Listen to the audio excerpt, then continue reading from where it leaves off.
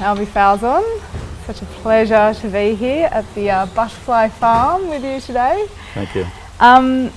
You are the celebrated director of the iconic surf film Morning of the Earth, which was released almost or just over 40 years ago in 1972. And the Surfing for Fraternity is coming together again to celebrate that movie with the release of Spirit of Akasha that you worked on with director Andrew Kidman. I've managed to wrestle you away from the surf for a little bit of time so that you can talk, I guess, to the tribe of surfers gathering at St. Pat's not long from now. And I was wondering if we could start with, I guess, looking back to where it all began. And I'm wondering where your first surf memory was, who influenced you, how you actually got on the board in the first place. Can you tell me about that seminal period of time? Well, I was born in Redfern, which is a long way from the surf, right? Concrete jungle, concrete waves, right? And my grandfather was a swimmer. Okay. He stowed away from Malta when he was 14, got caught on the boat halfway across, ended up in Australia, and he was given residency, and we lived together in a commune in Cleveland Street with all my relatives in 3 tenement buildings. And he was into classical music and butterflies. Yeah. The thing that he loved was swimming. And every Sunday he would go down, get on a tram and go down to Clovelly. And one day he took me down. I was about 8 years old, and it was the first time I saw the ocean. And it was amazing because, you know, I just had this view of this expansive horizon with nothing there, which was a long way from, you know, being compressed into this concrete jungle. Had you seen pictures before? No. Or no? No, it was my first experience with the ocean. And he would swim in the ocean baths, and he'd just swim slowly, beautiful stroke up and down. And that was my first experience of the ocean. It was with my grandfather, who he also introduced me to classical music and the ocean. So they were the 2 first prime areas of my life when I came in contact with music and the sea. And then I moved from there to Maroubra, and then from there a year or 2 later to the Central Coast. And that's when I met a school teacher who became a mentor for me, and he was a surfer. On the Central Coast? On the Central Coast, and he took me, he introduced me to surfboards. Well, that was it. I mean, when I rode that wave, I never actually got off. How old were you at that point? Probably 14, 15. Wow. It was just kind of the last year of school, but when I actually went surfing, I mean, that was it.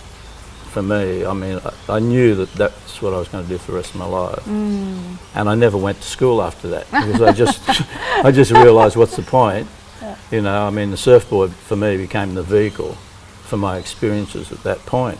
School was just a waste of time. I mean, I recognised that earlier, but when I got my surfboard and went surfing, I never got off the wave. So, I just want to try and capture that a little bit. Like, I can see you heading down with your grandfather for the first time to see the ocean. Then, you know, fast forward a few years and you actually get on a surfboard. Like, what was that? What was the feeling? What was the experience? What was the, can you be a bit visceral about? Well, I fell off.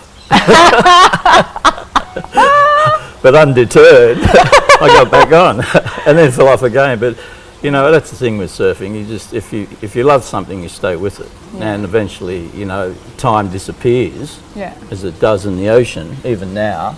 And you know, it wasn't long before I was standing up and, you know, going across a wave. But boards at that time were long. You know, we were riding 10-foot boards. I didn't ever ride, you know, one of those surf club boards. I came in when they were, you know, 9-foot boards, and I actually came in to surfing when balsa was introduced. So my first surfboard was the balsa surfboard. And I mean, once I, you know, actually had the experience of connecting with the ocean, I never disconnected. It was like I felt totally at home. You know, the ocean for me then became a temple.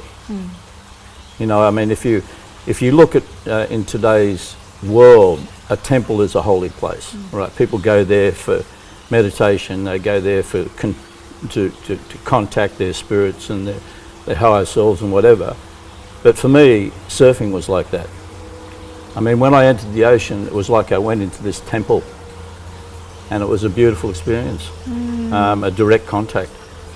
And even though I was only 15, I recognised that at that point, that it was going to be, my life was already set from that moment. What is it about surfing that, you know, extends itself to being like being in a temple or having some kind of spiritual experience? Is it an expanded experience of yourself that you have? Is it a stillness? Is it a, like, what is it that... It's an emptiness. You know, when we're on land, because we've developed this mind, and we're continually thinking about things, whatever it may be, whether it's a relationship or whether it's your work or, you know, whether it's your dreams, you want to pursue something in your life. As soon as you enter the ocean, that's gone.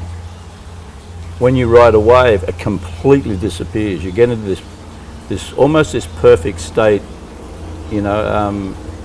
In Buddhism they call it Zen, you know, because it's sort of the emptiness. But in the emptiness you find everything. It's like the mind just disappears. There's no thought. And I think that's the reason. I mean, I recognised that early and was attracted to that instantly. But in a very unconscious way, I think that's why we go surfing. We don't realise it at the time. But down the path a little, you recognise that I recognised a really conscious thing. But then it was a subconscious thing for me. It was just something that I intuitively recognised and related to. Wow. So, fast forward to the 70s. How old were you when you made Morning of the Earth? 28. I don't know. I mean, I think about Morning of the Earth, I think, I really didn't make it, you know. It's Really? just like it was already made, you know, I just happened to be in the right place. You kind of channeled. And it just kind of happened. It was like there's a blueprint. Yeah. If you believe there's a blueprint for your life, I think Morning of the Earth, or the film, was already there and set, and I just happened to fall into that place. I mean, I knew that I was going to be a photographer because, you know, from my earliest recollections, I always had a camera in my hand. So the two areas of my life that were going to be developed were surfing and photography. So I just married the two, and then one thing led to another, and I made the film. But the film was already made. I just happened to be in the spot and just did what I did, and Morning of the Earth came as a result of it. I love the idea around that, you know, that the ease at which a project like that was birthed, you know, in that really, I guess you could use that as a metaphor for life in some way, Well, it's the shape, morning or of the form. birth. Really? That's what it is. Yeah. It's the birth of an idea, or it's the birth of some deep-seated thought that you might have, you know, and it just unfolds naturally. Yeah. I think the ocean helps you do that, Yeah. because what it does is it clears away everything, and then your intuition starts to function. And I think that's where all the great pieces of art and science, etc., come from. It's from the intuition. And I think Morning of the Earth just came as a result of that, even though at the time I didn't recognise that. Now I look back and go, oh yeah, that's what happened. Yeah. 40 years on. That's how it happened. So I recognised that early. Yeah. I recognised that there was an intuitive aspect to our lives yeah. and my life. Yeah. But in that movie, I just want to look at that for a minute, because you know, it's a movie. It doesn't matter if I speak to 70, 80-year-old surfers or old lifesavers or grandfathers, grandmothers, whoever, or whether it's 20, you know, I was interviewing Matt Corby a few weeks ago or a couple of months ago now in Woodford up in Queensland, and he, you know, he's 20, and then there's these 70-year-olds, they all know Morning of the Earth, they've all watched it, they've all got a relationship with it, it sort of seems to have had this ripple effect that, you know, transcends generational boundaries, and so there's something kind of really magical that's captured in that, which, you know, I'd like to explore. You know, potentially it's the soul of surfing. That's right. And also this, I guess, idea that surfing is a lifestyle, that there is this thing called the soul surfer. And I just wanted to, I guess, explore that for a minute. What is the soul surfer? What does the soul surfer stand for? Truth.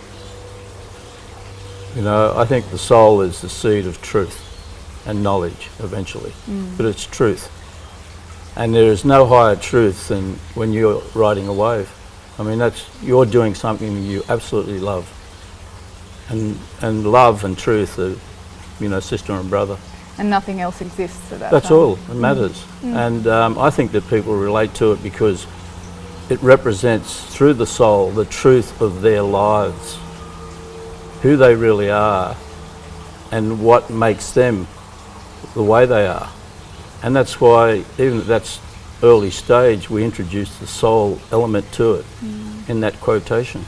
We are the measure of all things, and the beauty of our creation, of our art, is proportional to the beauty of ourselves, of our souls. Now, I think that was the key mantra for that film. And the key word for that film was soul. And, you know, there were people that were living this sort of soul, we're soul surfers. But underneath it, they didn't really define what the soul was. And I think we captured that in a way through Morning of the Earth, because that was the essence of what was important for me in making the film, to express that. Yeah. Is there a rebellious chord in the soul surfer? No, not at all. Not at all. I think it's the truth. I think people just tap into something that they love, and it's close to who they really are. It's close to the spirit of who they really are. There's no rebellion at all. It's based purely on unconditional love. Okay, so pro surfing's been at the forefront of surf culture for quite a while now. Do you think that there is a renaissance of the soul surfer ideal? Do you think that there's kind of a shift and kind of a focusing or a refocusing on what the essence and soul of surfing is throughout culture at the moment? Well, I don't think it ever goes away. I think it just gets buried. And over the last decade or two, we've had this tsunami of commercialisation. And that's really attractive, because people have to earn a living in today's world. And surfers are always thinking, how can I earn a living and keep surfing? So it's a dilemma for them. And many of them have been attracted to this commercialisation of surfing. But underneath it, the soul of surfing has never disappeared from who they are. Never. It's always there. So they may get attracted or pulled into this other area of surfing, but eventually they'll come back to it.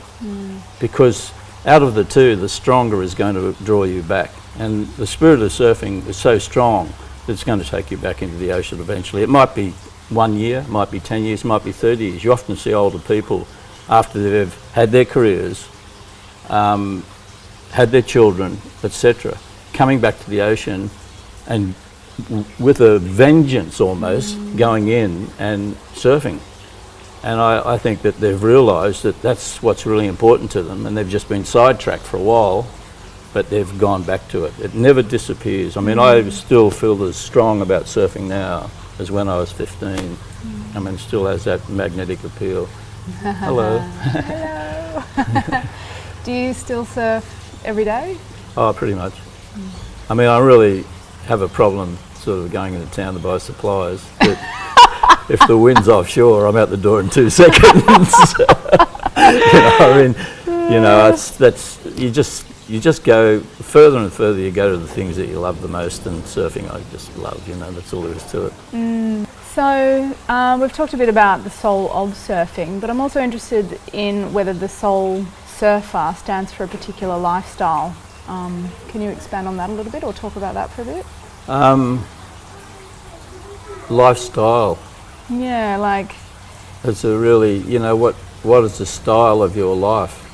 I think if you really love something and you're totally committed to it, because there's nothing else, that's what you do. You follow that path, regardless of whether you're an artist or you're a surfer, then your life resonates around that decision. And you can make a conscious decision about going down that path early, or it can happen naturally for you. My experiences with surfing is that it happens naturally, because you are connected with a really beautiful force of So energy. it's about connecting to the thing that you love. Totally. And staying true to that in the face of all decisions throughout your life. That's right. That becomes your path, your development and your path. There is no choice after that, which is beautiful, because we live in a society that's based on choices. You can either do this or that, or go here or go there. But if you're true to your spirit, then you become a soul surfer naturally. It's not something that's, oh, that's what a soul surfer is, I'm going to become a soul surfer. You already are a soul surfer. You just don't recognize that. You've tapped into an energy field that you love, and you continue down that path. And everything unfolds because of that decision. And in many cases, for me, it wasn't a decision. It just happened naturally. I didn't have to make a decision, well, do I want to be a soul surfer? I am already a soul person. So I'm a big fan of technology and what it's done for us to be able to do things like work remotely, stay connected to people that we love, who may not be in our immediate vicinity, and get information that we want. But it's almost like, you know, with all these social media profiles and LinkedIn and email, it's like connectivity on crack, you know, at certain parts of our day or our lives, if we let that sort of take over.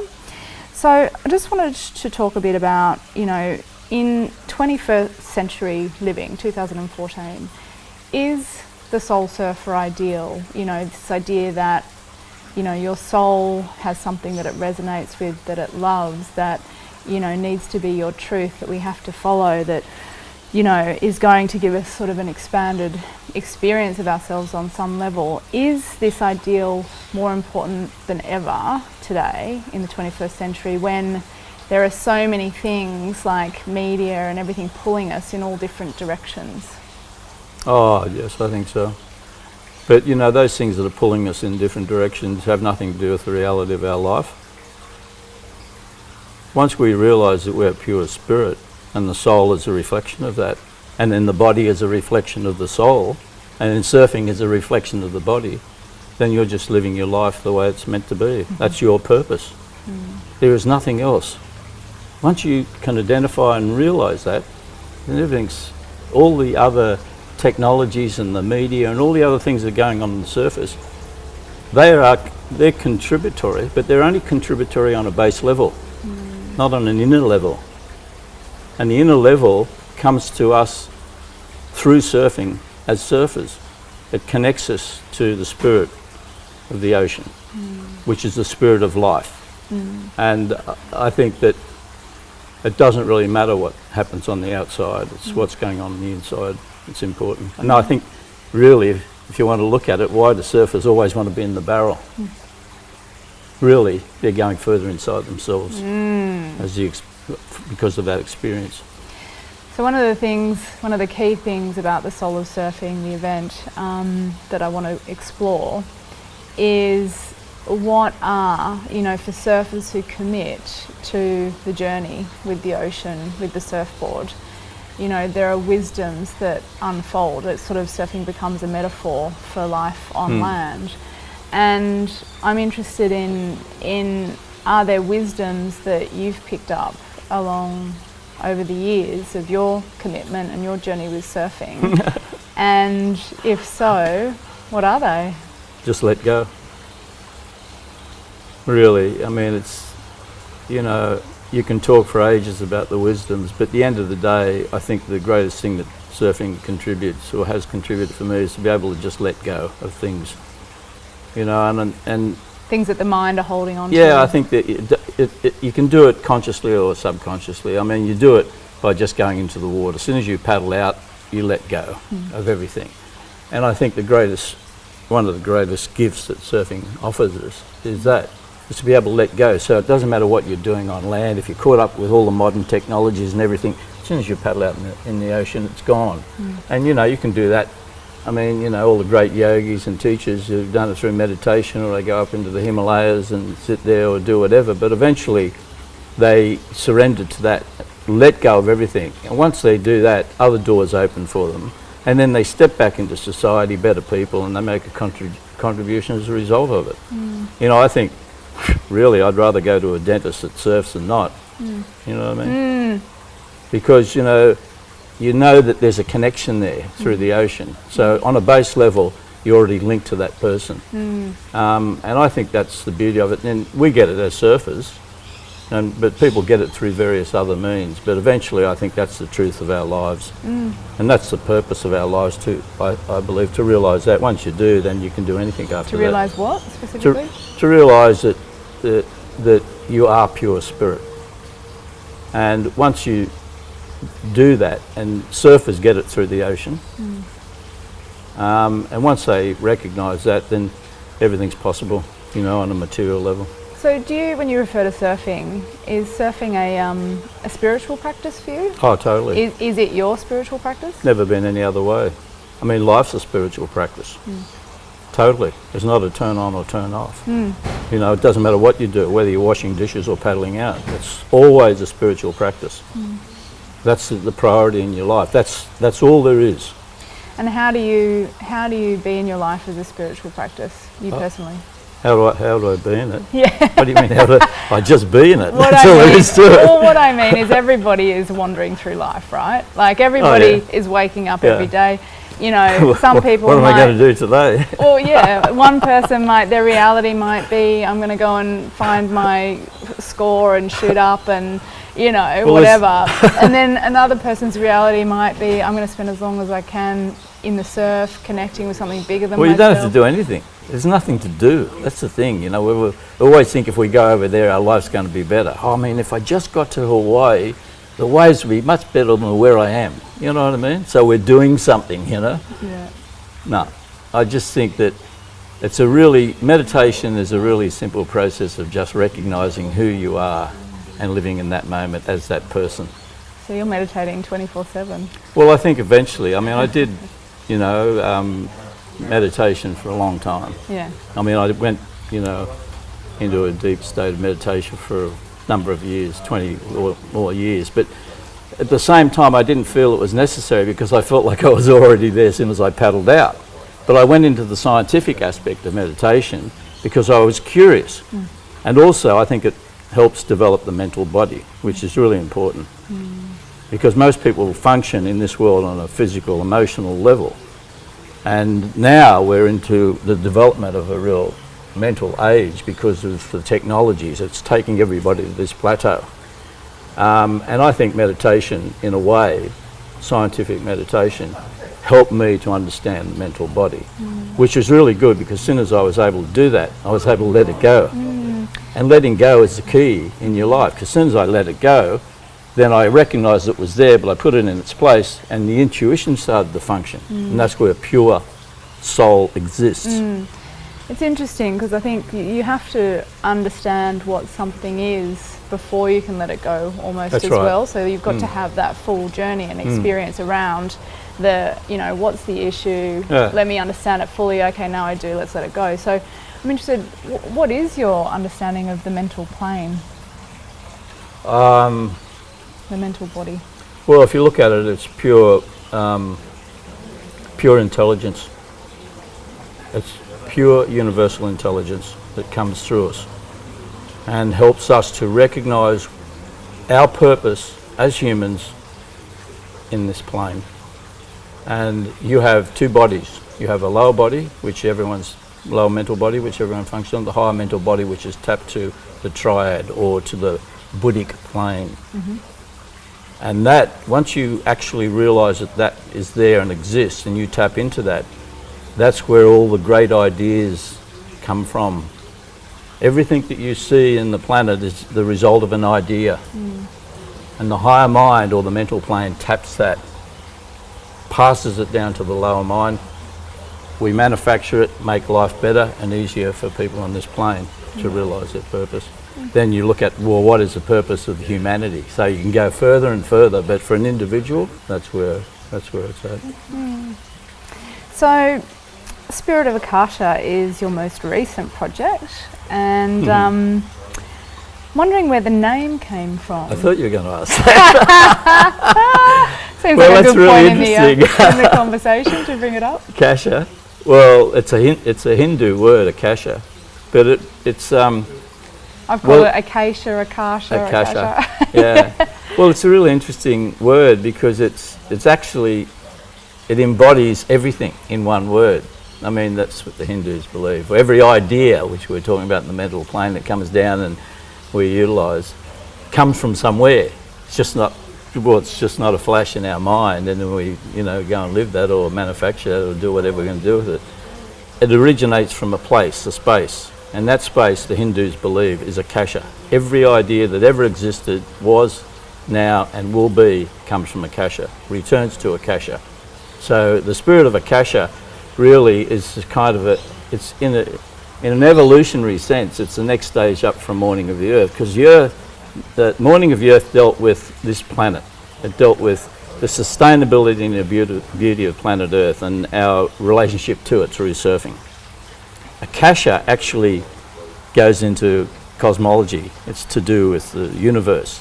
It's a bigger picture. So it's like Morning of the Earth was the sun, and Akasha is the father. Interesting, eh? And what's the line to surfing then for you through the movie? Well, it's just to remind people of the spirit of all things, to try and connect them to the spirit in their own life. And that surfing is a spiritual practice? Well, I think so. Yeah. I think that ultimately, we realise that even though we may not recognise it, underneath it, that's our connection. And Akasha, I think the purpose of Akasha is to try and assist and help people to connect on that level to surfing. You're a pretty eccentric guy as well, Albe. You've been a really ambitious young filmmaker. You've had a lot of amazing, a lot of success, throughout your career. And you've chosen to kind of move away from the big smoke and kind of settle in a very quiet space on the mid-north coast of New South Wales. Was that a conscious decision to kind of move to a more sort of solitary, natural-based existence? No? I think once I let go and realise my purpose early, it wasn't a definitive thing. Oh, look at that! Isn't that beautiful? It was just something that unfolds naturally, in your life, and I think probably my grandfather had a great influence on me because he spent time in a small garden, he spent time with classical music, he spent time with the ocean, and those three impressions that for me when I was 8 years old really opened up in a very subtle way my consciousness to different life. And then as I got older, I just naturally gravitated towards those areas and then found myself in those areas without having to go, okay, well next week I'm going to resign from my job and go and have a lifestyle in the country. It wasn't like that. It just unflowed. It just flowed beautifully and unfolded naturally. And I never planned anything. It just it was never planned. It just unfolded.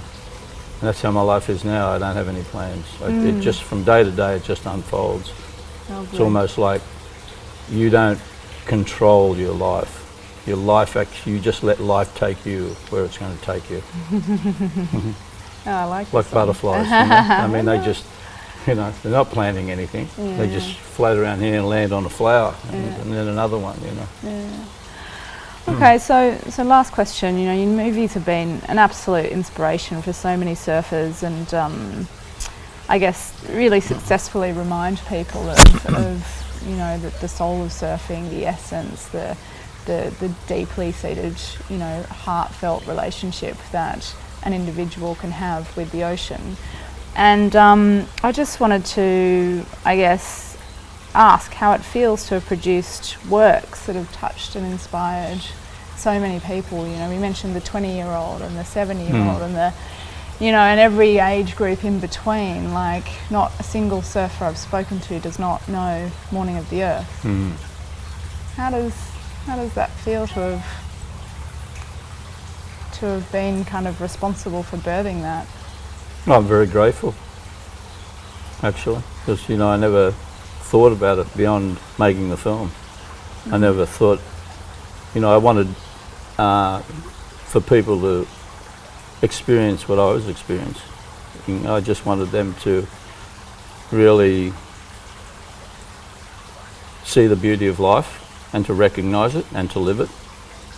And I just wanted to, you know, Morning of the Earth just unfolded, and I never really thought too much about it. So, but the thing is, in your life, you don't have to make a film. You don't have to do anything, you know, because your love affects others, whether it's on a one-to-one basis or whether your love is strong enough to move out into the collective and contribute on a collective, in a collective field. We're born in a society where we think we have to produce something to, you know, help others, but, you know, just living from the heart is really important, because that, if you can live through from that point, then that energy goes out. And I was fortunate to be able to express that in some way through Morning of the Earth. But what's important is that you can express it through your life. And if you only affect and change one person's life as a result of that, then it's worthwhile. But the beautiful position for me is that the film went out and has expanded and changed the lives or contribute to the lives of many people. And I think that's really great. I mean, I never thought that would have happened, but I never thought about it anyhow. It just happened that way. But I think if you're true to yourself, then things will unfold. It's almost like life puts you in the driver's seat. You're not driving the car. You know what I mean? You just sort of happen to, you know, steer it down the road. And that's how life is. And, you know, you never know who you're going to be standing in front of.